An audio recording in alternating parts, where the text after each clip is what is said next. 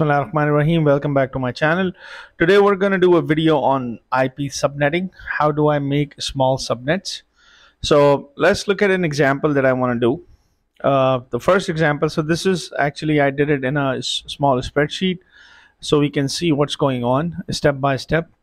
So the first thing, the example that we want to do is this, that I have given a network administrator has given me an IP address, which is 192.168.1.0. I'm using a CIDR notation /24. My job is to make 4 subnets. So I want to make 4 subnets using this particular IP address, and where each subnet should support at least 40 users. So by looking at an IP address, I know based on my table, which is this. So this is a class A IP, class C IP address, because class C IP address is a range from 192 all the way up to 223. And the default subnet mask for this is 255.255.255.0. Hence, we have a CIDR notation of 24. Why? Because if I were to convert this 255.255.255.0 into binary, I get 8 bits, 8 bits, 8 bits. So 8 plus 8 plus 8, I get 24.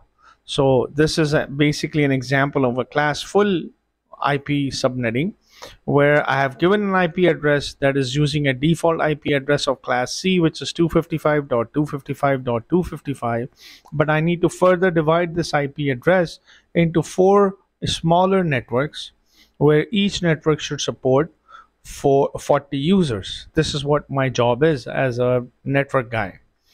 Now the thing is this, so the first thing I have done, I have taken my IP address, which is right here, which is 192.168.1.0, and I have converted that into a binary form. So if you were to look at it, this is a binary conversion of 192, 168, 1 and 0. I have taken a default subnet mask based on the CIDR notation, which is /24. So first 3 octates are all 1 and the last octate is 0. Now, in order for me to make 4 subnet, what I'm going to do, these 8 bits, which are in default IP address, in a default subnet mask, they are empty. They are all zeros. What I need to do, I need to borrow some bits from this side. All right, some bits. So for example, if I were to just use this default IP address of 192.168.1.0 and using a default subnet mask of 255.255.255.0, I can have, how many users I can have? I can have, if all the bits are high, then 2 raised to 8 bits, which would give me 225 users, 255 users. All right. But what I'm going to do, I don't need that many users. What I'm going to do, I'm going to start borrowing bits from these zeros, which are actually your user bits. I'm going to borrow a couple of bits from there to make extra subnetworks, extra subnets. So the first thing I need to do is this. What will happen? So if you were to look at it, I have called this a CIDR. So this type of a notation is known as CIDR notation. So I have left everything as is, 255, 255, 255. Now I'm going to start changing bits here. So the first thing I'm going to do, let's borrow 1 bit from here. So when I borrow 1 bit from here, so this is going to be 1. The rest of the bits are going to be 0. So there are going to be 7 zeros. 1, 2, 3, 4, 5, 6, 7. Now let me hit enter. Now this default IP address, which was actually 255.255.255.0, it has changed to 255.255.255.128. But now since I borrow 1 bit, what is 2 raised to 1? 2 raised to 1 would give me 2 subnets. I hope you're getting it. All right, since I borrowed 1 bit and everything is in binary, what is 2 raised to 1 power? 2 raised to 1 power would give me 2. But I need 4 of these subnets. So I need to borrow 1 more bits. What is the next bit? So I'm going to borrow another bit from here. So now instead of 1 bit, I'm going to borrow 2 bits. So I have 2 bits here, and then I'll followed by 6 zeros. 1, 2, 3, 4, 5, 6. Now, So this default, now the subnet mask has changed from 255.255.255.0 to 255.255.255.192. Now since I borrowed 2 bit, what is 2 raised to 2? 2 raised to 2 would give me 4. So I have already achieved this task of making 4 subnets. But how many users I can have? Now since I have 6 bits, 1, 2, 3, 4, 5, 6. What is 2 raised to 6? 2 raised to 6 is going to be 64, right? So if you were to look at here, so this is going to be 2 raised to 0, this is 2 raised to 1, 2 raised to 2, 2 raised to 3, 2 raised to 4, 2 raised to 5, 2 raised to 6.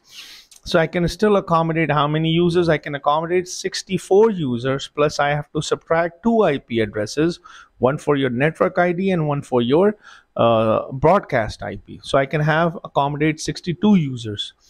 By borrowing 2 bits, making 4 subnets, and each subnet will be supporting the minimum. My job was to support 40 users, but it can support up to 62 users by borrowing 2 bits from my host IP address, from my default IP, from my default subnet mask. I hope you're getting it up till now. Now the next thing I need to do is this. Now since my subnet mask has changed from default to this subnet mask, now this notation will change. All right, I'll change this in a little bit. Now, so the next step is going to do, the next step that you're going to do, you're going to take your IP address, which is given in the problem, and then you're going to add this IP address with this new subnet mask, which I have done it here. So if you were to do it defaultly, so for example, if you were to look at this IP address, if you were to AND both of these guys together, this is the ANDing process which I have done here. So this ending would give you 192.168.1.0. When you also AND the CIDR notation part, which is 255.255.255.192, you will still get the same IP address, because this I have connected the ending process of these two with this. So this is the representation. So this is going to be your network ID address. This is by ANDing a CIDR notation. This has changed into, now this problem, this IP now has changed to 192. Let me write it like this. So this has changed to 192.168, sorry, 168.1.0.0/26. Now the CIDR notation has changed, even though you're not seeing any difference when you do an IP address, when you AND an IP address of the default one and the CIDR notation one with the change one, but you would see where the difference will come. So now I have an IP address which is 192.168.1.0 having a CIDR notation of 26. Why? Because we borrowed 2 bits from my host bits. I borrowed 2 bits. Why? Because 8 plus 8 plus 8 is 24, plus I borrowed 2 bits, so that's why it's 26. So when I add this part of an IP address, subnet mask, and this one, I'll get a IP address of 192.168.1.0.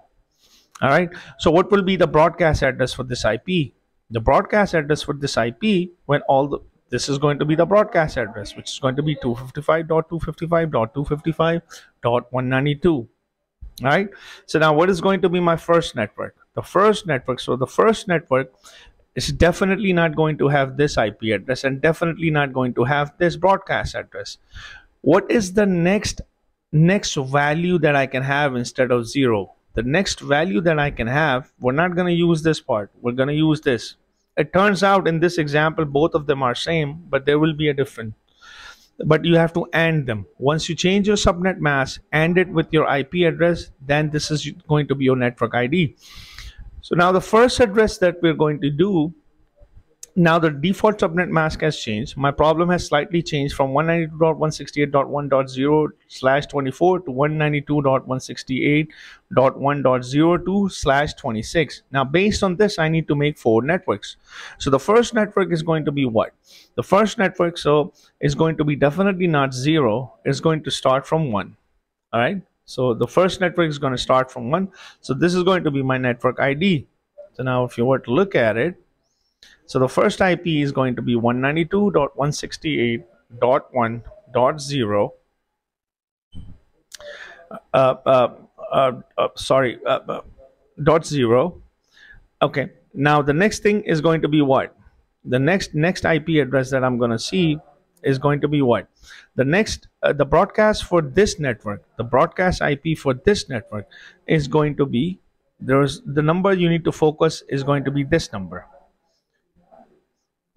This number every time. So if so this is 255, 255, 255. I borrowed 2 bits from my host bits, so I need to focus on the last one, which is this guy.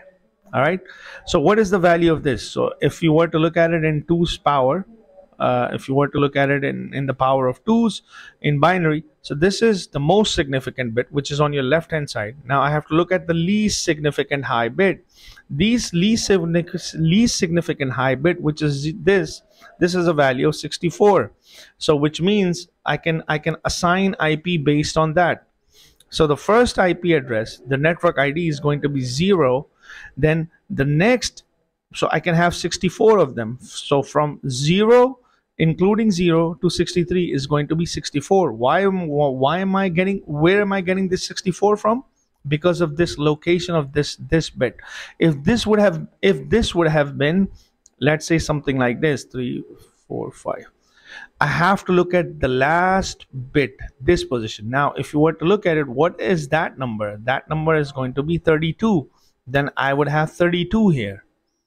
All right, from 0 to 31, that is going to be 32. But in our example, this one is 1, 1. I borrowed 2 bits followed by 5 zeros.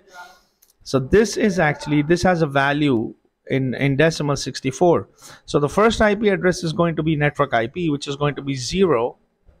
All right, the last, my broadcast address is going to be the last IP, which is going to be from 63. Now all the IPs between 0 to 63 are going to be the IPs which I can assign to different users. Hence I have a range of this useful IPs. So here's the range. So the first IP that I can assign my user on this network is going to be 192.168.1.1. all right, and the last IP that I can assign on this network to a particular user is going to be .62. So far so good. All right, now let's look at our second network. Our second network will have same 192.168.1, but I need to, whatever my last broadcast ID was, which was 63, I'm going to assign an IP which is just after 63, which is going to be 64. Why? Because we are going in an increment of 64s. Why we are going in an increment of 64? Because of this bit. This bit has a value, which is this bit. This particular bit has a value of 64. All right, I forgot to add one more 0. 1, 1, 2, 3, 4, 5, 6. I forgot to, oh, okay. So this is done. So because this thing has a value of 64. All right. So I'm just keep adding 64 to whatever my last IP address is. So the next network is going to be from 64. Then I'll add 64 to it, which is going to be 127. This is going to be my broadcast IP, which is 192.168.1.127. Now, what is going to be my useful IPs? Anything between 64 and 127, not including 64 and 7. So 65, 66, 67, 76, and all the way up to 126. Now my network, the next network is going to start from the last broadcast IP that I assigned for network 2, which is 127. So because I'm simply adding 64 plus 64, so the last IP is going to be 127. Sorry, this should be 120. This should be, all right, this is something, yeah, 127. This should be 128. So this is 128. All right, so this is going to be 192.168 because this was the last IP, network IP, which was 127. So I need to assign an IP which is greater than 1, which is 128. And what is going to be the last IP? That is going to be 191. So any IPs between 128 to 191 are going to be my useful IPs. And in this way, this is going to be 192. 192, and all the way up to 255, and all the useful IPs are going to be from 193 all the way up to 254. So I hope you're getting this small tutorial on IP subnetting. The key the key thing is this: you will take your IP address. Let's say this was a default IP address. Here, how am I going to summarize this? So you'll take your default IP address, and based on that default IP address, based on what you want to do, let's say you want to make 6 networks. So let's say if you want to make 6 network, what do you need to do? You need to borrow one more bit from here. Once you borrow one more bit, so this is going to be 111 1 2 3 4 5. So this IP will change to 224. So you're borrowing 3 bits from your host bits. So what is the value of 2 raised to 3? So 2 raised to 3 is going to 2 raised to 1, 2 raised to 2. So what is the value 2 raised to 3, which is going to be 8. 2 raised to 3 is going to be 8. So this is going to be 8. So now you can have 8 networks, but how many hosts you can have? You can have 1 2 3 4 5. What is 2 raised to 5? 32 hosts. 2 raised to 5 is 32. So you can have 32 hosts minus 2 IPs. Now that is going to be 30 users. So you can have 6 subnetwork. You can have up to 8 subnets, and each subnet will support host of 30 IPs. Same thing you're going to do. You're going to add this with your IP address. Based on that, you will get your network ID. You're going to start adding. So how many? So this is value of 3. So this is 128 64 32. So now the difference between these two are going to be a difference of 32. You're going to keep adding 32s.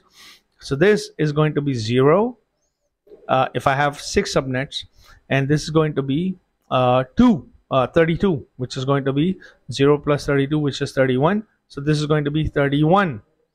Now what is going to be the useful IP on this? Anything between this. So this is going to be 1 all the way up to 30.